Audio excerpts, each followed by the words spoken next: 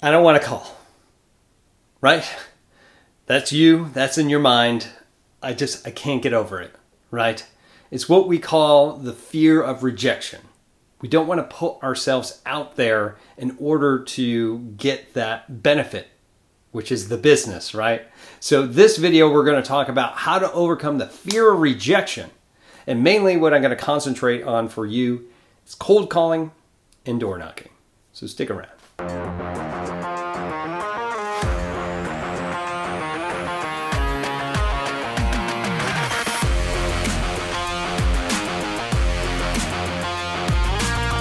What's up, everybody? This is Tim Whittemore with the Whittemore Group here with eXp Realty.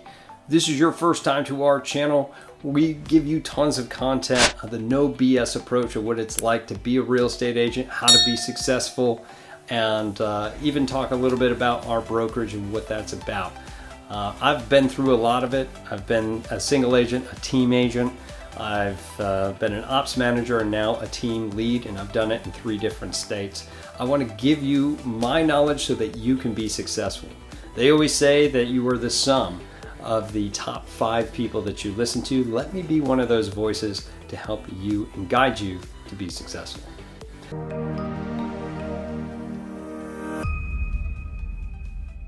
All right, so let's go into how do we overcome the fear of rejection as a real estate agent and cold calling and door knocking. Whew. Well, first of all, we have to figure out why we're doing this in the first place. I've been a coach many times, and people tell me, I want to do more cold calling. I want to do more door knocking. The first question that I ever ask anybody is why, right? Is it because you want to cultivate more business? Is it because you want to open up that stream? Or is it that you're really struggling and you need something to work, or you're not going to be a real estate agent anymore? You're trying to get that dream. You're trying to just get your foot in order to do that. I want you to figure out the why of why you want to do this, right? Why aren't you, working your SOI instead if this is so difficult?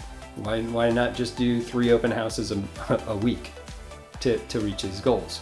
So figure out why that is.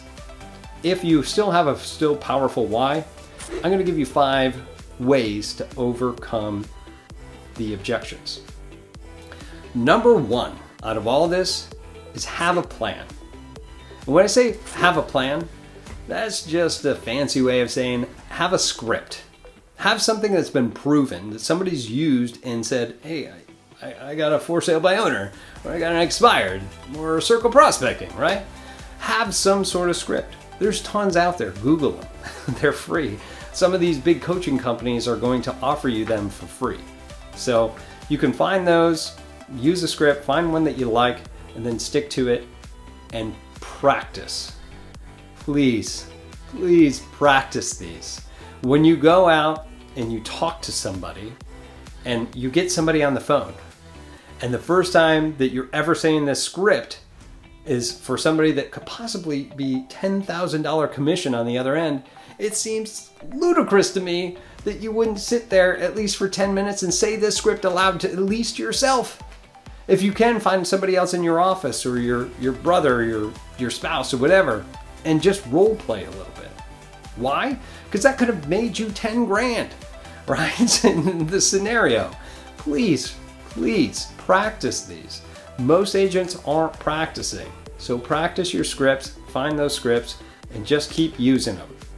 Know that you're going to get a lot of rejection, but it's only going to be one yes that's going to make the entire thing worth it.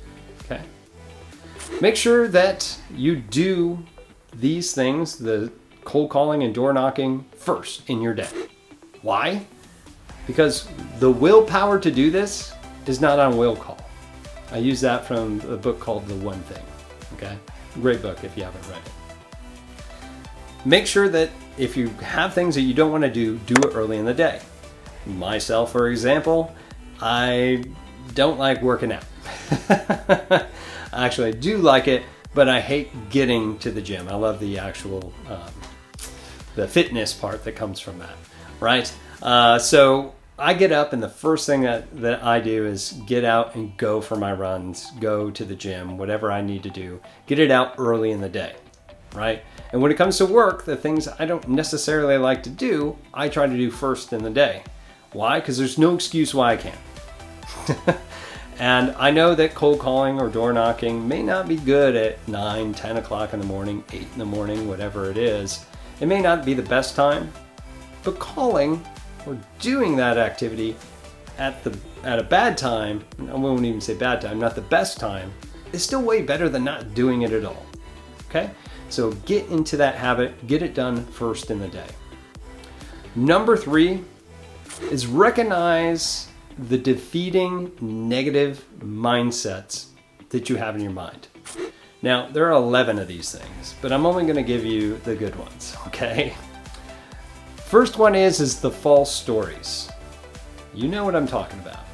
You're sitting there, you got your list of names, you got your scripts, and you're looking at it, and you start thinking to yourself, right? You're like, this person I'm calling already knows somebody that's a realtor. I'm sure there's 4,000 realtors, they must know somebody, right? Or they're going to pick up and they're going to yell at the phone. They're going to do this and that, or they're going to hate me because I'm bothering them. None of this is true. They're all fake stories. I'm sure that you've had arguments in your head for something that never happened, non-real estate related, that you're just like, oh, I hate this and that, and you're like making a whole argument, getting spun up over something that never happened, right? This is the same thing. Don't get spun up over that. Just sit there, relax, realize, and recognize that this is a false story. Tell yourself this isn't true, and then move on. Next part is fear of rejection. People are gonna say no. That's just what it is. You know, most internet leads are going to be, you're going to make 100 calls before one person says yes, right? And what we call interruption marketing, which is where nobody asked for anything, which could be a for sale by owner, could be an expired, what have you. It could take up to 200 contacts before somebody says yes. But that yes, again, could be a lot of money and a ton of leverage because why? It's a listing, right? If you do have somebody and they say no, just say in your mind, you're like, next, get to the next one, because that's just one more thing that's behind me. Let's get to the next one. Next thing is your thinking priorities are optional. Okay. This is one of my favorite ones. Okay. If you haven't ever heard of Pareto or the Pareto principle, which is also commonly known as the 80-20 principle, where 20% of the things that you do are going to solve 80% of your problems, right? And 2 things that you need to do every single day as a real estate agent. If you want to take that 20%, we'll say half your day is going to be this, which is that 10%. The other half is going to be the other 10%. There's 2 things that you should do. First, prospect. Second, take care of business that's happening now. Why? Because if you start taking care of business that's happening right now, then that's all you're going to do all day. You're going to find an excuse or find other priorities, which is called avoidance, right? You're going to find other priorities to fill that one, being like, I don't want to prospect. But prospecting is half the job. It's at least 10% of, and 50% of what you're supposed to do each day of that 20%, right? So make sure that you get that done. Priorities are not optional. That you should have 1 or 2 major things that you need to do. Those 2, if you don't know what they are, those are the 2 things. Worry about future business and worry about business that's going on right now. What's in your escrow? All right. Next is negative self-talk, right? Don't have this, right? The I don't know, or I'm new, or any of these different things. It's not helping, okay? Even if you're brand new and you're trying to get this going, don't tell yourself that. By virtue of the fact that you got your state's real estate exam and you went through that course, you're still better than the other person that you're calling because you have that. You have that credibility. You are legally able to do real estate, unlike, a for sale by owner or an owner of a property or whatever, okay? So just know that, okay? And one of the other big ones too, especially if your personality is a little bit more reserved and you like a little bit more detail-oriented stuff. I find perfectionism is one of the biggest defeating personalities. This is what I'll tell you. Have at least some semblance of knowledge of what you're doing. If you have 75% or less, actually, honestly, if you have at least that, get out and get it done. I'll tell you this right now, and I'm going to tell you twice because it's so important.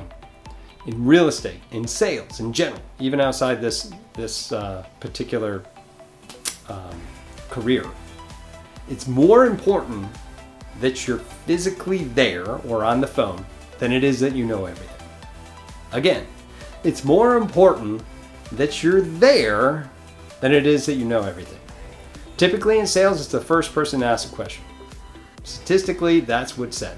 The first person that asks that question, hey, do you need a new real estate agent? Hey, do you need somebody to help you? Whatever it is the one that gets it. The statistics of the people that actually interview more than one realtor are very, very low. So make sure that you're there and that you're there first. And especially if you're doing this first thing in the morning, man, you've got the jump on everybody else. All right, keep going for that. So number 4, after the defeating mindsets, is have positive body posture. Okay? This helps out a lot, even if you're on the phone.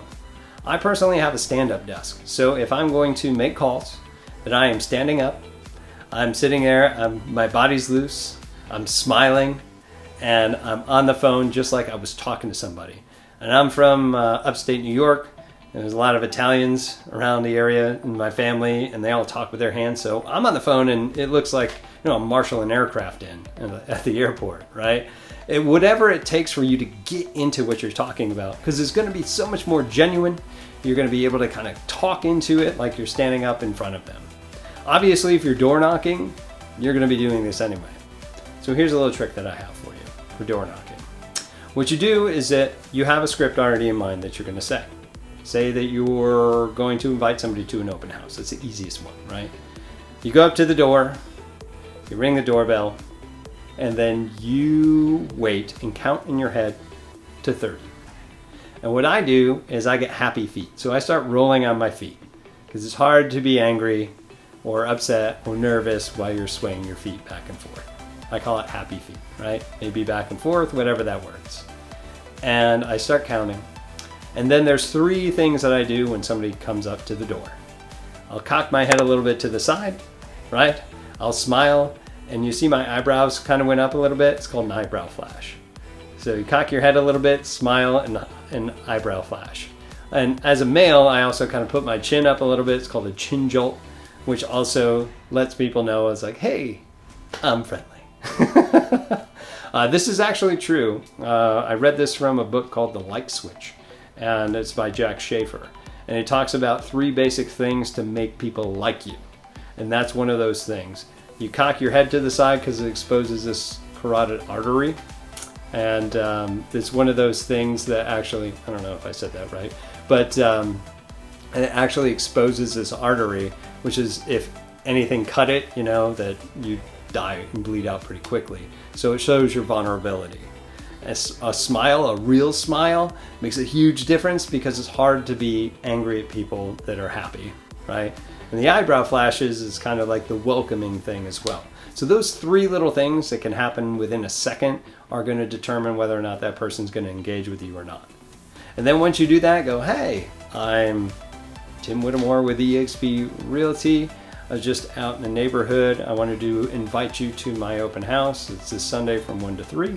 I'd love you to stop by if you could, and let me know or ask, who do you know that's looking to buy or sell or invest here in our neighborhood? And see what they say. I always ask who, because when I say who, they can't say yes or no. This is weird. So if they say they have to think, and then they have to come up with a sentence like, I don't know anybody, versus going, do you know anybody? And they're going to be like, no. Wait, what did he just say? What did she just say? So those are some tricks for you. But body posture makes a big thing, even if you're on the other side of the phone. Next thing, but last thing for you, is to time block it and do it. if it's cold calling, door knocking, what have you, put it in your schedule. If you don't have a time blocking schedule, you can print some off from the internet if you like paper, or just sign up for a Gmail account and use Google Calendars. That's what I use, it's free. And time block out your day of what your prospecting is and everything else. Please, please, please get out of your own way. If you want to do this, find out why you want to do it, and that why should push you into actually getting it done. The hardest part is picking up the phone the first time. After you make that first call, the other 20, 30, 50 calls that you're going to make that day are going to seem so much easier.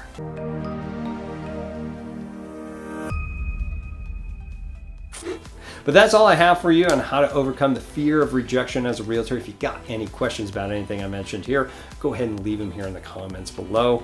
If you have any input based on your experience that you'd like to share, please leave that here in the comments as well.